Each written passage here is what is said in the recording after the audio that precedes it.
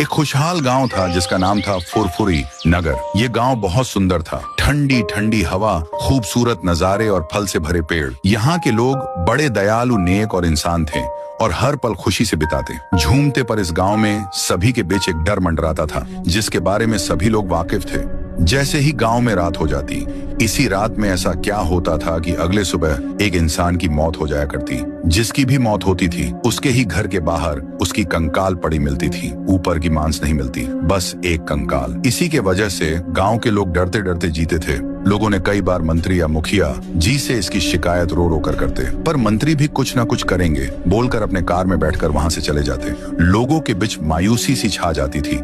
वह मंत्री के सिवा किसी को मौतों के बारे में बता नहीं सकते थे। एक दिन लोग शिकायत करने के लिए रायस्टार के पास आते हैं। उसे भी रात में होने वाली मौतों के बारे में बताते हैं। सरपंच रायस्टार को बताता है, रायस्टार आप ही एक हमारी आखिरी आशा हो। इस मौत से हमारे फुरफुरी नगर का नाम मिट्टी में मिल रहा है। आप ही कुछ कर सकते हो, तुम एक हीरो हो। ये सुनने के बाद रायस्टार को भी एहसास होता है वो कुछ भी करके इन मौतों का पर्दाफाश करना चाहता था। फिर एक रात रायस्टार लोगों को कौन मार रहा है ते देखने के लिए गांव के चारों ओर फिरने लगा, हर गली चौराहा। उसी समय अचानक एक घर के सामने धुआं धुआं हो गया। वो धुआं घर को चारों ओर घेरने लगा। उसी धुएं में से बाहर निकली एक डॉल और वो अचानक से एक गाना गाने लगी।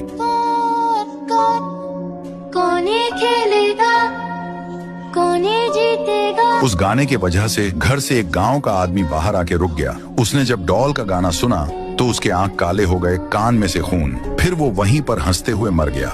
यही सब रायस्टार दूर से देख उसकी रूह कांप उठती है। अचानक वह डॉल लाश के आसपास धुआं करने लगती है। फिर पूरा धुआं हो जाता। डॉल लाश को लेकर चली जाती है। रायस्टार भी दिल थाम के अंदर घुस जाता है। दूसरी तरफ वह डॉल वो लाश टुंग टुंग साहिर को लाकर देती है। टुंग टुंग साहुर खुश होकर डॉल को कहता है, शाबाश, ऐसे ही मेरे लिए लाश लेकर आओ। मैं जल्द ही एक पावरफुल इंसान बन जाऊंगा और पूरी दुनिया पर राज करूंगा राज। ये कहकर टुंग टुंग साहुर उस लाश को अपने दांत से फाड़ के पूरा खून चूस के पीने लगता है। टुंग टुंग उसके पूरे मांस को खा के कहता है। उसी समय धुएं में से सबका चहीता रायस्टार बाहर निकलता है और गुस्से से कहता है, लोगों को मार के खुशी मना रहे हो, उसी खुशी को मिटाने के लिए मैं आया हूँ। ये कहते से ही डॉल आजू बाजू धुआं कर देती। फिर रायस्टार गुस्से से हाथ में बड़ी सी चाकू लेकर घुसता है। उसके बाद रायस्टार टुंग टुंग और डॉल के पेट पर चाकू घुसा घुसा कर मार देता है। टुंग टुंग ने जितने भी लोगों का खून पिया था वह खून फव्वारे की तरह उड़ने लगता है।